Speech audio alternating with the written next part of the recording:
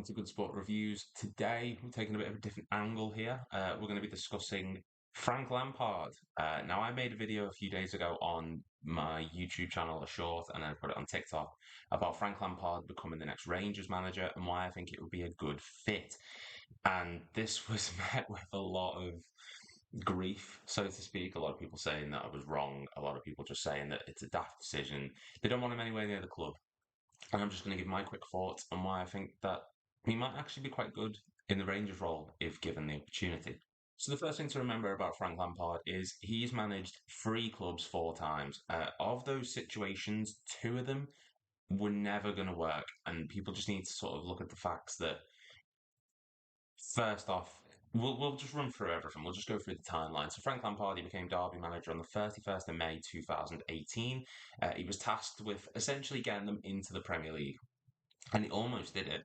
So of his first, of the 57 games he was there, he won 24 of them. He drew 17. He lost 16. So he has an overall win percentage of 42.1%, which is solid because the Championship is not an easy league. If anything, pound for pound, it's one of the most difficult leagues you can go to, really. The quality of football there, you've got teams that drop from the Premier League as well as newly promoted teams beneath you who are going to go for it. And Derby were in a situation where they were having to loan players in. They couldn't really afford much. There was financial restraints at the club, and Frank Lampard knew this, and he's mentioned this himself. I believe it was the overlap when he was talking to Gary Neville, and he was saying, look, I wanted this player. We couldn't get this player. We have to settle on this player. They ended up getting the likes of Mason Mount for Fikayo Tomori on loan. He essentially got the club much further than where they had any right to be based on the financial constraints. Took them to the playoff final. They lost to Aston Villa. The next season, he leaves, goes to Chelsea. And this was his first mistake because it was too big of a step up too soon for Frank Lampard. He went to a Chelsea side which was starting a new transition. There was a transfer ban in place. They just lost Hazard, but they couldn't use the money to bring players in. He had to use the likes of Tammy Abraham, Mason Mount went back, Fikayo Tomori, Reece James started really coming into the fold that season. And it was a Chelsea side who were in a very negative place at the time. And Lampard was tasked with sort of bringing a bit of positivity back into that squad. Over his 84 games in charge, he won 44, giving them a 52.4% win rate. Got them into top four, got them into an FA Cup final, progressed them through the Champions League for when Tuchel took over. He eventually got the trophy, all based on the foundations of Frank Lampard. And he got them to the Super Cup final, which obviously he didn't get them there per se, but he took a Liverpool side who that season won the league in the fashion they did with 99 points. And he took us to a penalty shootout. He did an outstanding job that season. He then had to leave. He was sacked. The results just weren't going his way, unfortunately, which happens. And it was poor when he did. I thought he was going to be given a bit more time, maybe just to sort of correct things, maybe get the players in that he wanted. Chelsea had other ideas. He's then gone to an Everton side, battling relegation, but he didn't join them for over a year. He had a year off, a year and a week actually. He left Chelsea the 25th of January 2021. He joined Everton the 31st of January 2022. He was at the club for almost a year. He left on the 23rd of January 2023. And in that time, 12 wins, 24 losses, 8 draws from 44 games.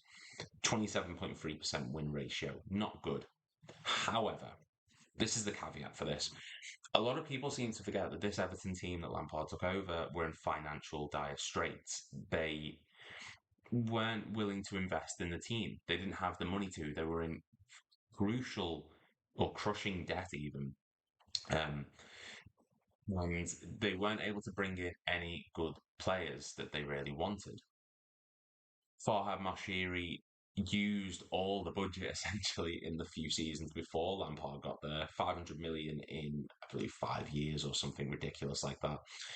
They didn't have any for when Lampard came in. He couldn't sign the players he wanted. And they really struggled to do anything. Dwight McNeil, Damari Gray, Andros Townsend. I can't remember if he was one of them, but you know, they're not players that spring to mind when you think of a new club that's battling relegation. And this was it. Everton were up against it from the get go. Ancelotti left. James Rodriguez left. Calvert Lewin was consistently injured. They're the back line consisting of Seamus Coleman, James Tarkowski, Michael Keane. Not good enough players. And when he got there, they were rarely fighting relegation. They were battling it. And Lampard was brought in with the task of galvanising the team and getting them on side, which he did. They survived relegation. He ultimately kept them in the Premier League. The celebrations showed it. Richarlison, he got the best out of him at that point. And then it did fall off drastically bad towards the end. Some of that is Lampard's responsibility. We can't dispute this, but he needed the squad behind him and the ownership. He had neither. Richarlison was sold. No replacements were brought in. The best player at the club was Alex Iwobi, arguably, and he himself was just not good enough. And then you go back to Chelsea. So he joined Chelsea on the 6th of April 2023 as a caretaker. So they just sacked Graham Potter. And Todd Bowley thought, right, we need to get the fans back on side here. We need to make sure that the fans support us. Who's more likely to get the fans on our side? More than anyone, it's Frank Lampard.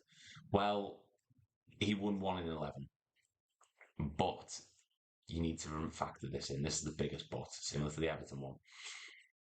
It was the Chelsea side under new ownership with players who didn't want to be there, the likes of Pulisic, Aubameyang, Loftus-Cheek. It was a team which, of the start of the players that were there, very few, just the names mentioned, plus maybe Thiago Silva, Reece James, Kepa Arrizabalaga, were at the Chelsea side when Lampard was originally there. It was a completely different side under completely new ownership in a completely different situation, and it was never going to work. And they did lose games against the likes of Bournemouth, for example, which just were inexcusable. But Lampard was never there to get the results. He was there to get the fans on side because he was such a fan favourite. Chelsea fans will not hate Lampard, regardless of what goes on. Similar to Alan Shearer when he was at Newcastle. You make him manager not because necessarily he's tactically brilliant, but because he's one of them. And Newcastle fans, regardless of what happened in that Newcastle stint, still love Alan Shearer.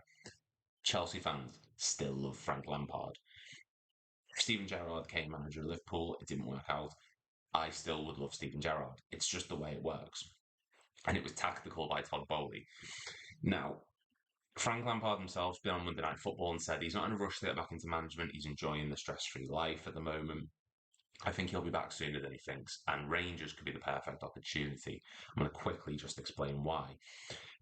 The SPFL is a league which it's not easy, as everyone seems to think. You've got the likes of Celtic, Aberdeen, Motherwell, Hearts, good sides, good sides who are also in Europe. But you look at the Wayne Rooney approach. He went to Derby, he then went to the MLS. You look at the Gerrard approach. He went to Rangers and then stepped up to the Premier League. It didn't work. He's then stepped down to the Saudi League. Lampard's gone right to the top too soon and he's come down. The only way he's going to go back up is if he goes to the bottom, essentially. The SPFL. I'm not saying it's the worst league in the world. By far, it is not. But it's a great opportunity for a Rangers team with young players and a good system, a good ownership that likes to invest. We saw how many players that Gerrard brought in, and they went in unbeaten. Lampard's a motivator. He's a player. He's a man manager. He's got passion. Tactically, he might not be brilliant at times, but in a league like the SPFL, when you've got a team like Rangers who are still good enough to beat those teams, even when the tactics aren't spot on, it could work in his favour. Get a good string of results going, maybe a trophy or two, compete for the league, maybe even win the league, depending how Celtic go now. Brendan Rodgers is a top manager for that league, but Lampard could be the one to dethrone him, similar to the way Gerrard did originally. It could happen. I think there's a good chance that it works. Lampard enjoys fullbacks who can cross the ball and are dangerous. James Tavernier is one of those players. He enjoys fast, strong strikers up front who are going to cause problems. Roof is that player for Rangers. He likes a workload in midfield players who can run and run, similar to Kante, similar to I'm trying to think of someone at Everton, Onana. He's got that at Rangers. So the team is there. The Everything's there. I just think they need a young manager who's going to be a long term project. And Lampard, I think one thing that he's got over Gerrard is Gerrard went to Aston Villa over Rangers because not because he was sacked, because to him it was a big opportunity. I think Lampard's going to be scarred from the Chelsea and Everton experience. He's going to go to Rangers, and if a big job comes in and says, "We want you," I don't think he jumps at it because he knows what happens if you go there and you don't perform well, you drop. He's not naive. He's learned from the experiences, I think, and he's listening to him on Monday Night Football. He clearly has a good managing brain. Give him the chance in a league like Scotland, and I think he'll flourish. Similar as if we went to the MLS, for example, or even the Saudi League, somewhere just a baseline, build up his skills again, and just get back into it. Overall, in his career, he's got a 41.3% win rate. Not amazing, but when he had that Chelsea side to deal with in his second stint and an Everton side really up against the world, it's not bad. And an FA Cup final, a playoff final, a Super Cup final, top four with a transfer ban with Chelsea team, it's really not bad. And he's got a track record of developing youth. So that's why I think Frank Lampard should be the Rangers manager. Let me know what you guys think and make sure to subscribe. Thank you very much.